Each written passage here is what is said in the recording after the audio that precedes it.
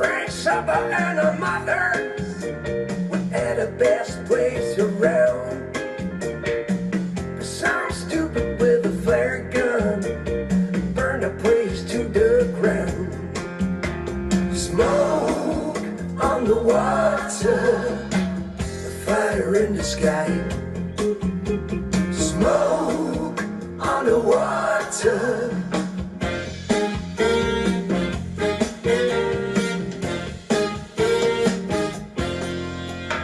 It burned down the gambling house.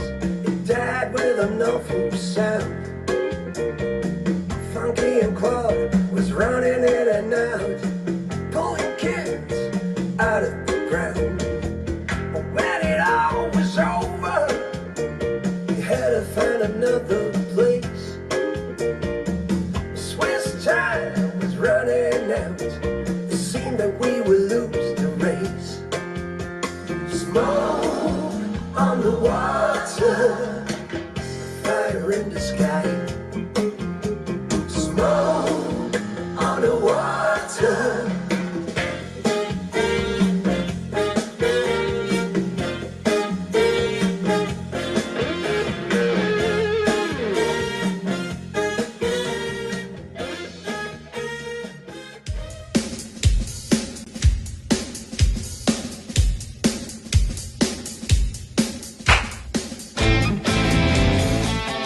You wanna know what goes on backstage?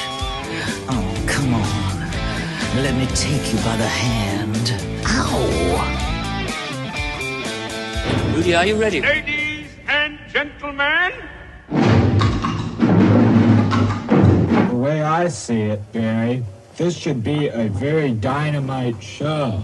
You know, I have no idea what the name of this program is, but you're watching it. Backstage, All you ever want, backstage, all you ever need. backstage. Your dreams will be fulfilled once you are there. You'll never wanna leave. You wanna sell your ass for that backstage pass. Backstage is just for the invited. Backstage, they've laid on every. backstage, da da da da da, backstage, da da da da da, backstage, da da da da da da da da da da da da da, wow wow wow, backstage, da da da da da, backstage. Yeah, hello, darlings. It's about this guy. I mean, this gentleman. As you can see some youth pictures of myself with Falco. One up here is when I did the MTV special when his Rock Me Amadeus was #1. I was privileged to direct the video with my then partner Hannes Rossacher. And for the guest VJ hour, that was a program that I produced. And then next to it here, this was when we were winning the Gold Camera Award for Video of the Year for Rock Me Amadeus of the Chicago International Film Festival. Down here, that's quite funny. I mean, that was my idea to dress up in the Rococo, drag, which all the extras were doing at Rock Me Amadeus. This photograph actually was in Rolling Stone magazine. We were very proud. And down here we have Mr. Max Madalik, my program director of Krone TV, because all this is about today's 150 minutes on Krone TV and Krone.at, honoring Falco, and he would be 65. Would have been 65 yesterday. There was also a big party in Falco's restaurant. Here again, Peter Viehweger and Peter Viehweger, the band leader of the Falco band, and Caroline Perron. Caroline is a lovely woman. She is together with Peter Viehweger. I don't know if they're married yet, but she was Falco's last fiancée. They were together in one making of. You can even see, I think it's for Naked. She's also visible. And in the video that I directed after Falco's passing, which was called "The Spirit Never Dies," she plays the main part, because that was a video where she gets a text message: "Be there at our meeting point where we always met," something like that, at a special hour. And it's like Falco always asked her to, to meet. So she runs on through, locations where I filmed, for example, Genie. And then there's some projections on the wall, and then she runs back, and then in the car there's Falco. I made it sort of with footage, so if they actually meet in the car and then they drive off. So that's Caroline Perron and Peter Viehweger. Hi, Fiji. And yesterday was this big party. I welcome you to Rudi Backstage International, episode 105, presented by Ibis Maria Hilf and powered by Hard Rock Cafe Munich. Well, I mean, it's obvious that I'm talking about Falco this Sunday, although there were also some, followers and fans asking me if Falco and Freddie ever met, and I'm going to talk about this as well. But first of all, he was a really, really special guy, Falco. I mean, Hans Hölzl was his real name. And we met when I was 17 and he was 18. It was my first job for Austrian television, ORF, that they sent me to a first concert of a new band called Hallucination Company by the Vienna very kite star, famous Vikal Adam and his band. And they were doing something in the neighborhood of Frank Zappa, music theater on stage, very crazy, great music, but also more than music on stage. And Falco was the bass player. And in the dressing room, we got to know each other. And that's the reason why, I mean, he changed managements, he changed girlfriends. Oh my God, did he change girlfriends? He changed record companies, he changed it, but I always was asked to do the videos. So that was also because we were friends before he became Falco. Because as you know, Falco was his, inspired by Mr. David Bowie. It was his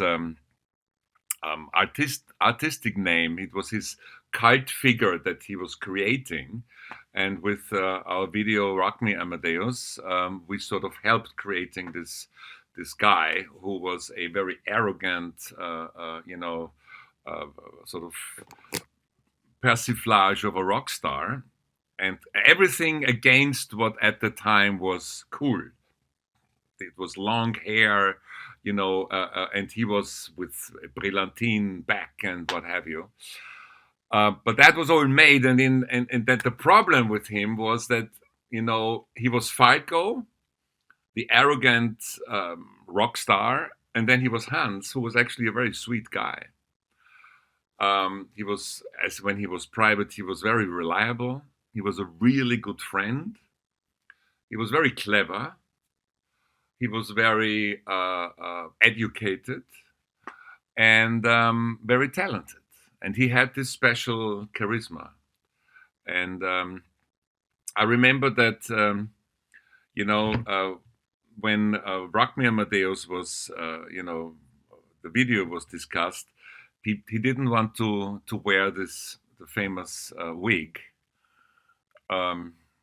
Because he didn't like it, and I had to persuade him with tricks that we do two versions, and for America he would wear the wig, and for the rest of the world he would just be in the tuxedo and in Vienna Opera House. And then by producing more and more, he sort of said, I understand now, but the wig thing with Mozart is the maker. And it was. I mean, it was I looked up the other day, it was 970 million views on YouTube. and was winning all kinds of awards. He was a very, very special guy, and I miss him. And but I mean, um, he really was a friend. You know, working with so many famous people, having the privilege to meet them and to work with them, it looks like the dream, a dream come true, and in a way it is. But you should never, or one should never mix it up that only a few of those people became really my friends in the terms where friendship is the real friendship. Falco, uh, Freddie Mercury, Frank Zappa. In a way, he became a mentor, not a friend, but we had a lot of interaction. I was the junior. I mean, he was like the big, Zampano. And Keith Richards, who still, until today, when I'm in New York, I'm meeting his manager and him if he's around. When he's in Miami, we meet privately, not always about projects. And that's actually the criteria I put on. If you, or if I, like it was with Freddie, met him in London when there was no video and there was a lot of video shoots to be prepared, but when there was no video shoot, no filming of a tour, nothing to be discussed, and we still met, and then it becomes to become a friendship. If it's always related to project, it's we are colleagues, we are working pals, or however you want to call this. Yeah, Fred. I have to get to terms with the fact that a lot of people who meant a lot to me in the artistic world are not here anymore, because I started very, very young, with 17, to become a director, and work for television and then videos and documentaries and live concerts and what have you. So it's very obvious that a lot of people go before my time is over. Whereas Falco, this is also something which is important, in the Falco fan circles around the world. There is still always the rumor or the question: was it suicide or was it an accident? As most of you probably know, there was a car accident and Falco died, more or less on the spot. There is a 90-minute documentary where the international version is not finished yet, because one person is missing, but the German version was out 3 years ago. It was shown in Germany, Austria, Switzerland, where for the first time I went to the Dominican Republic, to exactly that spot where my friend Falco died. I was too much of a coward before. I didn't want to go there. I didn't want to stand at this place where my friend lost his life. And I was researching it. I was talking to people who actually were eyewitnesses of the actual accident. There were eyewitnesses how Hans drove away from this bar where he got really drunk. You all know that one of the last things he ever did in his life was sending me this fax, which I message that he didn't come. And that would have been, there was Queen playing for me for my 40th birthday on the 5th of February.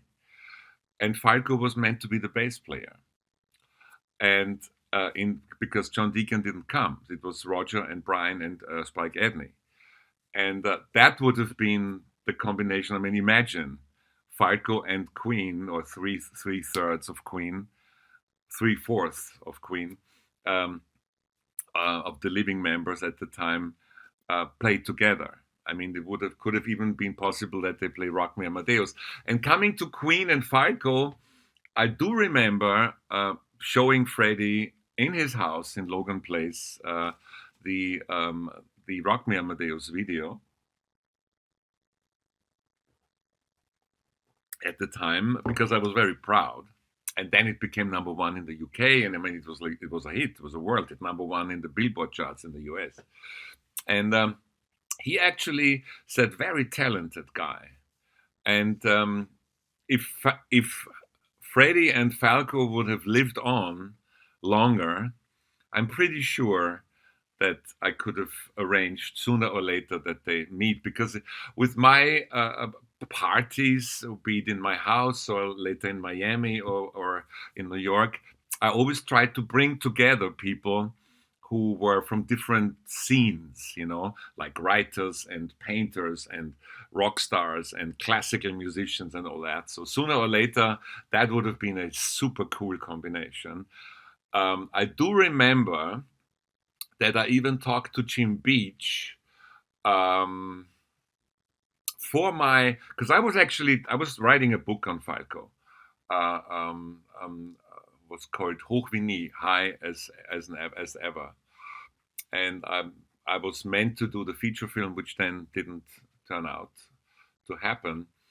And I was talking to Jim because I wanted to do a combination of "We Will Rock You" and "Rock Me Amadeus" in one song, and they actually agreed to think about it.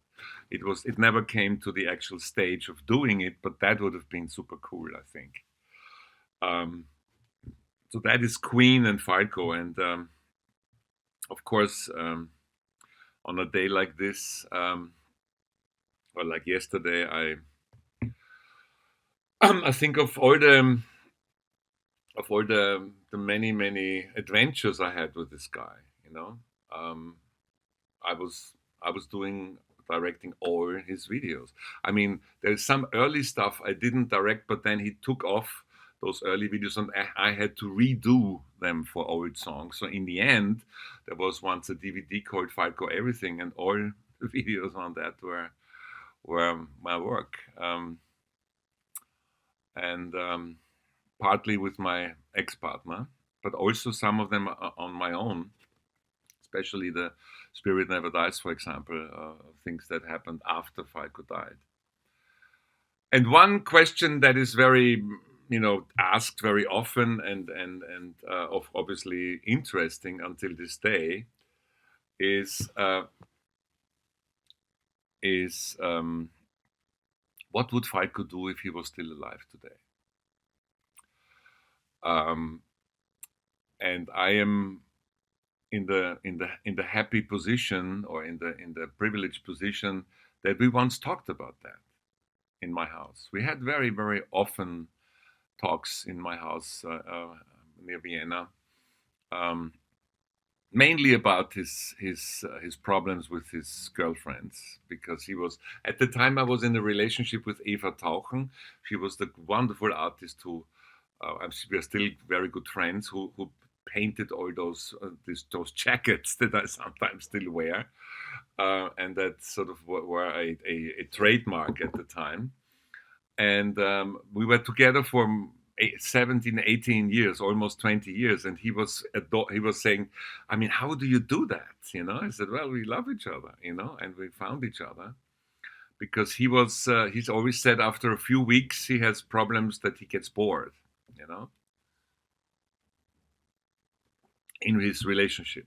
So, and one time we were sitting, looking into the Vienna woods, and he said, Rudi, what do you want to do? What do you think will you do when you are old?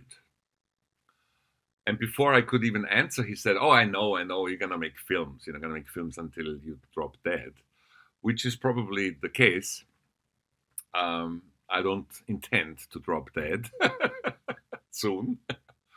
One day it will be. And he was talking about his dream, that he said, I don't want to run around like Mick Jagger as an old man on stage, And don't forget, Mick Jagger was 25 years younger, and Mick Jagger is still on stage with the Rolling Stones, When Falco said that, it was, 25 years ago, in 1990 something, 96 or whatever. And he said that his dream was to become a writer, an author, that he would write a book every 2-3 years and could live off that. and that this would be because he doesn't need anything for writing a book apart from his brain. I mean, I am in a similar thinking stage right now, although I'm just, doing a lot of TV shows and planning a new film on the Rolling Stones for ABC New York. But thing is that he was teaching in a school for young writers, I think for free, because it was such a how should I say, he was so happy and fulfilling to him. And when he then was meeting some of the German speaking real big shot authors and writers, that was for him, wow. It meant much more than meeting great pop stars that he did. I mean, there's one pop star, as you all know, who was his big idol. This was David Bowie, that he adored, but I mean, that was his dream. And I, now being asked so many times, what do you think, and what would Falco do? I remembered that conversation with him, and I would be so curious what kind of books he would write.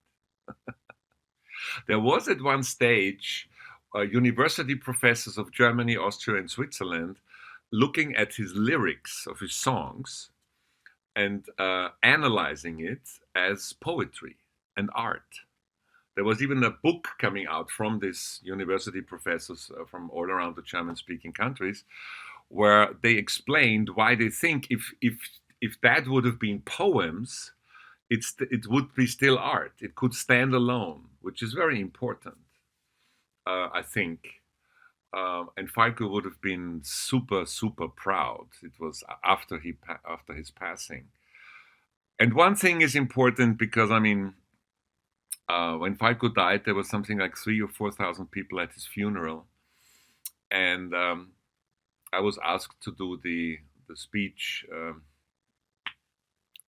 How do you say, at the funeral by his mother, actually. So it was the Viennese mayor, Dr. Zilk, and myself. I was, after some time, I was full of tears, and it was a very, very hard thing to do. But I said then, and I say today, he was the only one of Austria's, first of all, he was the only Austrian rock superstar in the world, full stop. But although at the end his career was on the downhill, I always said, this guy can always make a #1 in the States again. Always. Because he had this potential. And what he had to get to terms with was his evil part, which basically was alcohol. His demons. Unfortunately, the demons won, because, I mean, it was not a suicide. It was an accident, and he was completely drunk, and I think he was also having smoked some weed, but he was completely drunk. And when Falco was drunk, or when Hans was drunk, he sometimes was drinking for 2 or 3 nights without sleep. He was trying to be with him, or he asked me to. I had to give up. This was impossible to to survive. And he did that, and he was told by doctors, if you do it again, you probably die. He knew that. And the sad thing was that in the Dominican Republic, before he died, due to a person who was very, very close to him, Hans Reinisch, he was clean. I also talked to him on the phone, and he was making plans and everything. So no way of suicide. Although in a song called Out of the Dark, he says, do I have to die to really be alive? And a lot of people, it was after his death, it was a #1. He said, he was foreseeing his death. And he was always singing about death. This is a Viennese sort of, I don't know, speciality. That a lot of people are singing and writing about dying. This is sort of, I don't know why. but had nothing to do with him really want to kill himself. But the thing was, he could have come back any time. I remember he played me Out of the Dark and he was completely unsure. I said, Rudi, what do you think? It was in Gasamkamp. And it was not out, of course, yeah, because the whole album was not out up before his death. And I said, Hans, this is the new Genie. He said, but are you sure? And then, I mean, it's like all the big artists, they are very often uncertain. And they are in doubt how good or not good their work is. He was Aquarius like myself. He was very sensitive. And if he was alive, I would have picked up the phone today and I would have sang, which I'm doing these days, or I'm making an audio recording, Happy Birthday to you. Happy birthday to you. Happy birthday, dear Falco. Happy birthday to you. I miss you, my friend, up there. But I'm sure you are jamming with David Bowie, John Lennon, probably Freddie Mercury in the end. Darlings, this was a very personal Falco tribute with a little bit of Queen and Freddie Mercury. As always, thank you very much for listening. Stay safe, stay human, and as always, at the end of all of my streamings and programs, love and respect.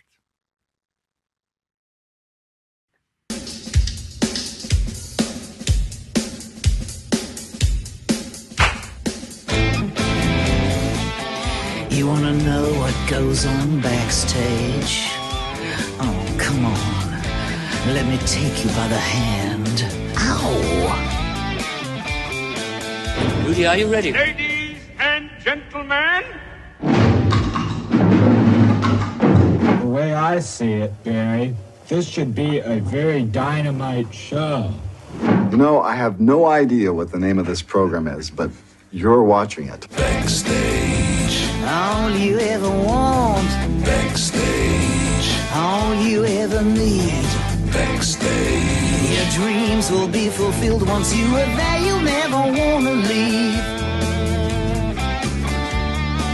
You want to sell your ass for that backstage pass. Backstage is just for the invited. Backstage.